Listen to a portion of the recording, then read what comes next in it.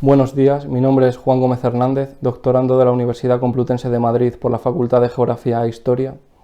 En primer lugar, me gustaría agradecer a la organización del Congreso la oportunidad que me brinda de participar en él a través de este vídeo.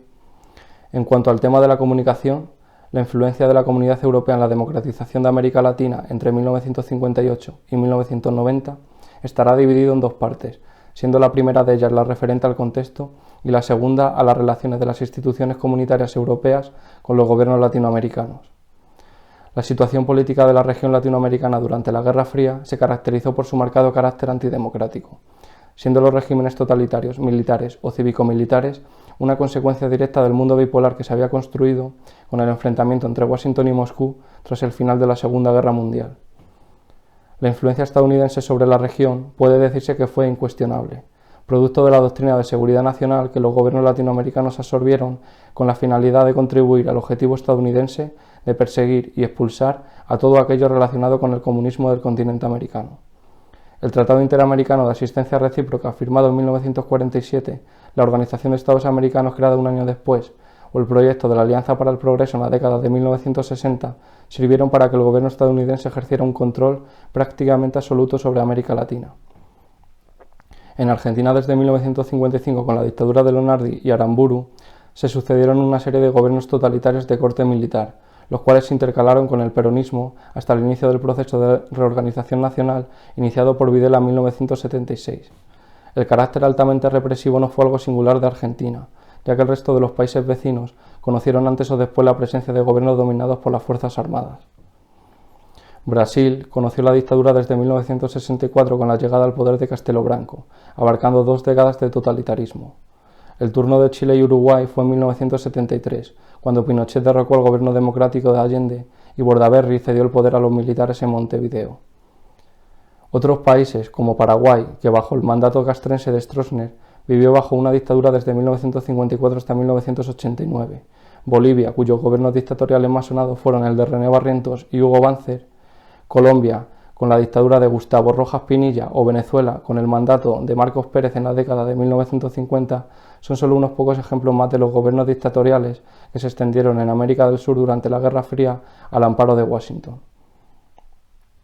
También Ecuador con el autoritarismo de Velasco Ibarra, o Perú, primero con el gobierno revolucionario de Alvarado a partir de 1968 y con el gobierno conservador de Cerruti después, experimentaron un fuerte déficit democrático.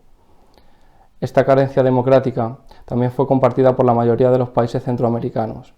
con excepción de Costa Rica y México. Los gobiernos militares que dominaron Nicaragua, El Salvador, Honduras y Guatemala durante la Guerra Fría también se encontraron bajo la órbita del gobierno estadounidense. La Revolución Cubana de 1959 y su ejemplo revolucionario se extendió por toda la región latinoamericana, traduciéndose en estos países de América Central en un foco guerrillero. El resultado fue la sucesión de enfrentamientos entre las Fuerzas Armadas y las guerrillas, lo cual acabó en guerras civiles en la década de 1980, por lo que en Centroamérica también compartieron el déficit democrático con los países de América del Sur y el Caribe.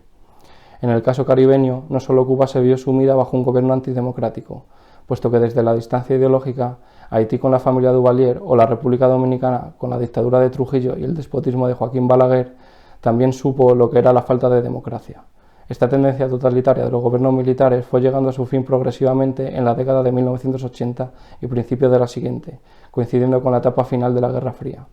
La democratización de América Latina fue un proceso lento y que contó con un ferviente apoyo al otro lado del Atlántico, desde los gobiernos europeos y en especial desde las instituciones que formaban la Comunidad Europea, vieron una oportunidad que no podían desaprovechar para afianzar sus lazos con América Latina, siendo el objetivo principal de la Europa comunitaria mostrarse como un referente democrático. El rol hegemónico de Estados Unidos durante la Guerra Fría había impedido construir unas relaciones birregionales sólidas entre Bruselas y los gobiernos latinoamericanos desde el inicio del diálogo entre las dos partes en 1958 tras los Tratados de Roma. Desde el origen de la relación, el comercio fue la principal razón de ser de los vínculos que se desarrollaron hasta mediados de la década de 1980, siendo una prueba de ello los acuerdos comerciales que la Comunidad Europea firmó en los 70 con Argentina, Uruguay, Brasil y México, los cuales se conocen como acuerdos de primera generación, y en los 80 con el Grupo Andino y con la Organización de Estados Centroamericanos, conociéndose estos como los acuerdos de segunda generación. El comercio fundamentalmente y la cooperación al desarrollo en un segundo plano marcaron las relaciones entre la Comunidad Europea y América Latina durante el grueso de la Guerra Fría. Fueron 3 acontecimientos en la década de 1980 los que sellaron un punto de inflexión en las relaciones, asumiendo a partir de entonces que el objetivo mutuo debía ser la democratización de la región latinoamericana, para lograr así la consolidación de las relaciones. La Guerra de las Malvinas en 1982, en la que Argentina y Reino Unido se enfrentaron por el dominio de aquel territorio, fue el primer choque directo entre un país latinoamericano y la Comunidad Europea. El Reino Unido, miembro de pleno derecho en las instituciones comunitarias desde 1973, contó con el respaldo de sus socios europeos, los cuales llegaron a la conclusión de la necesidad que había desde Europa de contribuir a la democratización de América Latina y de Argentina en particular, ya que todavía se encontraba bajo una dictadura. El segundo acontecimiento que permitió a la Comunidad Europea favorecer el proceso de democratización de América Latina fue el inicio del Diálogo de San José en 1984. En paralelo al trabajo realizado por el Grupo Contadora, creado por México, Panamá, Venezuela y Colombia en 1983 y que tenía como objetivo pacificar la situación bélica por la que atravesaba Centroamérica, la Comunidad Europea adoptó un papel similar para buscar la paz en aquellos territorios. Así, el Acuerdo de Escípulas, firmado en 1986 por los presidentes centroamericanos, por el que se perseguía acabar con la violencia entre los gobiernos y las guerrillas e instaurar la democracia, fue la victoria también para Europa, desde donde vieron como un factor decisivo el diálogo iniciado en San José. El tercer acontecimiento que supuso un punto de inflexión en las relaciones entre la Comunidad Europea y América Latina fue la adhesión de España y Portugal a las instituciones comunitarias europeas en 1986. La entrada de los países ibéricos en aquel año significó un nuevo impulso en los vínculos hasta entonces entablados, ya que los lazos históricos con América Latina pasaron a ser compartidos a nivel europeo. Para los países latinoamericanos, la entrada de España y Portugal en la Comunidad Europea se convirtió en un modelo de referencia, por los procesos de transición y la vuelta a la democracia que ambos países habían experimentado en la década anterior. España y Portugal fueron un ejemplo a seguir para el proceso de democratización latinoamericano, y su adhesión a la Europa comunitaria un incentivo para que desde Bruselas hubiera un acercamiento con la región. El final de las dictaduras y las guerras civiles en América Latina y por ende la instauración de la democracia representó el inicio de una época dorada en las relaciones birregionales con la institucionalización del diálogo europeo-latinoamericano en la Declaración de Roma en 1990. Con la democracia como base de las relaciones se abrió lo que puede considerarse la época de mayor esplendor de los vínculos entre la Comunidad Europea y los gobiernos latinoamericanos, lo cual se tradujo en 2 nuevas rondas de acuerdos, esta vez destinadas a buscar la asociación política y económica. En definitiva, la contribución de la Europa comunitaria a la democratización de América Latina